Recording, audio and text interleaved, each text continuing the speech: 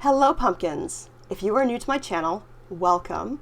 My name is Caroline Ironwell, and I am a professional tarot consultant and certified coach practitioner. If you would like to book a reading, please go to www.carolineironwell.com and click on Book a Reading. The link is below. For the month of July, all services will be charged in CAD instead of USD, which is about a 15% discount, give or take, depending on the exchange rate that day. I hope you enjoy this video.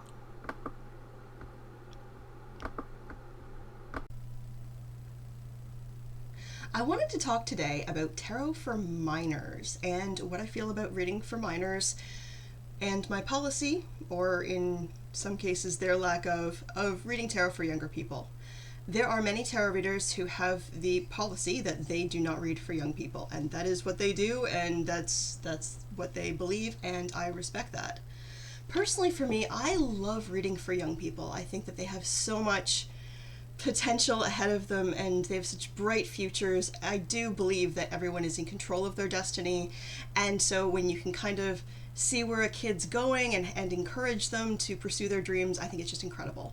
There are two types of readings that you will see on this channel. There are readings for entertainment and there are readings for healing. When it comes to readings for entertainment, I do not read for minors. You will not see me on this channel spilling the tea on any of the Duggar minors or Willow Smith or anyone under the age of 18. I mean, the age of majority can vary in some countries of what they consider to be an adult, but I'm going with 18. So I will not be doing tarot readings for entertainment for anyone under 18. I have been waiting several years now to do a tarot reading on Natalia Barnett. If you are not familiar with that story, this is the story of a young girl who was adopted from Ukraine, and they were told that she was a young child, and the family then believed that she was an adult. She has a form of dwarfism, so she is a small person, and they didn't know whether she was an adult or a child. I am not going to do a reading on that until September 4th, because this September 4th, whoever you ask, she is 18, at least. So if she's older than that or younger than that, according to her, she was a child when she was adopted, and she will be turning 18 on September 4th. So I will be doing that one. When it comes to readings for healing, though, I take a bit of a different stance. Now, I don't have a set age for who I will and will not read for with or without permission, but typically younger kids and even younger teens, I don't read for without their parents' permission. When I had my house, I had a 4-bedroom house, and one of the rooms was just for tarot. So I would see clients at my house, but I wouldn't be alone with a client. So if I was reading for a client and who was a minor and their parent was in the other room, I'd be okay with that. When it comes to reading for minors alone, though, I don't go there because I don't want to be accused of anything. I don't want any accusations. I mean, nothing nefarious would happen or scandalous would happen, but I just want to make sure everything's on the level. Psychic fairs are a different story because psychic fairs are in public spaces. So there are no laws against reading for young people. I try to respect the parents as much as I can. And I mean, if parents are bringing their kids to a psychic fair, I'm thinking that they're kind of okay with the idea of psychics, and I don't consider myself a psychic, but many would put me in that category.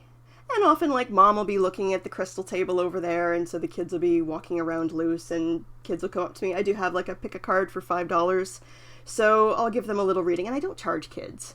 I don't have an age of when I start charging, but I kind of play it by ear. So I can remember one time there was this group of 4 boys, and they were maybe about 9 or 10, and I do shuffle. I got a king from each suit for each of these boys, and for all of them, it really represented their personality, and the moms came by later and we were talking, and I really think that these 4 boys are going to kind of complement each other and be friends for the rest of their lives. So I thought that was really, really cool. One time I read for a young person, and this was like a full reading, so I did charge her, but I don't have a set age of when I start charging, because, like, if there's a group of girls, and, like, let's say the age I started charging was 14, and they're all 13 or 12, and one of them has had a 14th birthday. Does that mean I charge her and not the others? So I really kind of do it case by case. So for this one lady, she was 16, and I did a full reading. Her mom was close by, and all of the cards were about working with disadvantaged kids, working with disabled kids, and she wanted to be a developmental support worker. So we talked about that, and being 16, she was starting to look at what colleges she wanted to go to. So we talked about the idea of going to college a little bit farther away from home, and it was a really amazing time to spend with this young lady and help troubleshoot and life coach her life purpose. I am a certified coach practitioner as well. So it was really just a wonderful thing. Another time I was doing a psychic fair. It was very slow, and a kid came up to me, and this kid was visibly trans, and was really struggling in life. And more than needing a tarot reading, they needed a grown-up to talk to. I later found out this kid was my daughter's friend, but I didn't charge this kid. And I actually gave the kid my number, and I'm like, if you need a supportive voice, you can call me. And so it was really a case by case. I think this kid was 15, and I mean, just like knowing that one of my daughter's friends in school needed a grown up to talk to, of course I'm going to be there, and of course I'm not going to charge them. So I don't have like a set policy of when I start charging or when I don't. So yeah, for younger kids, and if someone was to buy their 12-year-old a gift certificate for a tarot reading, parents say it's okay, I'm okay with that. So I usually do require the parents' permission.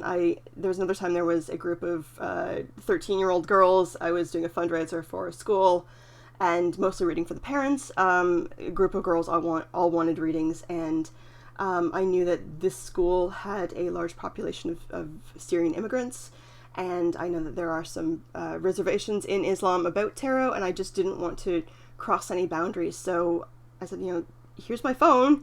If you guys can get a hold of a grown-up to say it's okay, then I'll do it. And so I didn't charge these girls, and they got a hold of their aunt, and their aunt said it was okay, and I'm like, okay, well then the responsibility is now on the aunt, and so I'm not going to get in trouble. The aunt's going to get in trouble if any parent has a problem with this. And I was actually really disappointed by these girls, because instead of talking about their careers and their potential, all they wanted to know was about their husbands, and I'm like, come on, girls. So and I mean, that's my culture and my bias, but I think that these young women had a lot of potential and were very bright young women, so I really wanted to see them succeed. When it comes to confidentiality, I do take confidentiality very seriously, and as you've seen, I do give examples of, hey, I read for a person in this situation, and here's how the cards played out. But I never give identifying information with that. When it comes to the entertainment readings, of course, I'm going to tell you which celebrity I'm reading for, but when it comes to my readings for healing, I do hold that policy very close, and I take confidentiality very seriously. I actually have had celebrities who I've read tarot for. An A-list Hollywood celebrity who I pretty well can guarantee that everyone who is watching this channel has seen one of her movies. I was at an art gallery in Toronto. It turns out that this woman, who is Canadian, went to high school with the owner of the gallery, and in a small town. And so they maintained their friendship years after, and I had to pretend I didn't recognize her to read for her, but I will never tell you who that was. I will tell you that she was very sweet. I will tell you that the reading I gave her, I did see the results for, that I was accurate on TMZ or one of those gossip channels a few months later. So yeah, yay on that. I have considered talking to her about getting an in for reading at the Toronto Film Festival, probably next year. This year I don't think that it would happen because of, the beer bug. The only time that I would break confidentiality is if someone was in imminent danger of harming themselves, or if a child was at risk. So I'm not a mandated reporter. In fact, I don't think that's a thing in Canada. I think that the law is in Canada, or at least in Ontario, my province, that if you suspect abuse or if you suspect neglect, that you are obligated to report it. Everyone. So basically everyone is a mandated reporter. So if someone was to contact me for a reading and they mentioned that they were actively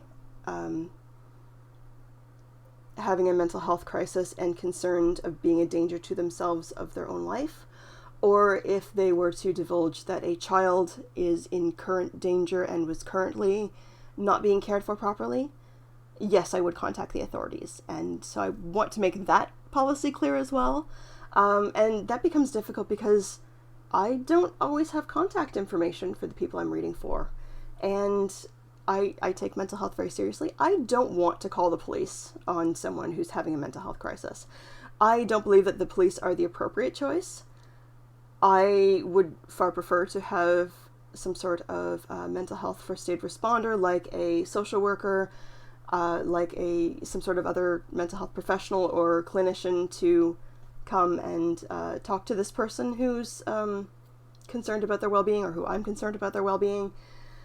But that's not an option, and I think that's kind of what a lot of the defund the police means. It doesn't mean get rid of all the police, or at least for most people, it means that maybe instead of spending taxpayer money on armored vehicles, that we spend some of the money on hiring some qualified practitioners, because the police aren't always equipped to deal with mental health stuff.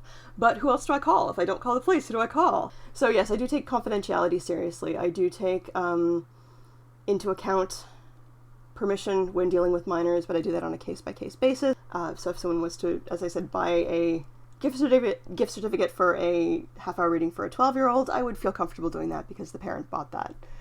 I am always comfortable with anyone recording my tarot readings, or taking notes, taking photos of their session, taking screenshots of the cards. That's totally fine. But yeah, I just wanted you to know where I stand ethically on those two issues. How do you feel about the subject? Bye, pumpkins.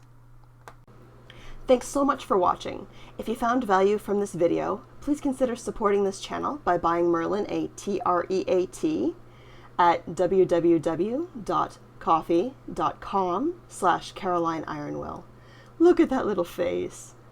You can also become a member and get access to exclusive members-only content, have voting privileges for upcoming videos, and even join our online coven to be launched in September. Please also subscribe. It really does help with the algorithm. You can book a private reading at www.carolineironwill.com. Just click on Book a Reading. Both links are below. During the month of July, all services are in CAD instead of USD. In case no one told you today, I love you, I am thankful for you, and I am glad you're here. Bye, pumpkins.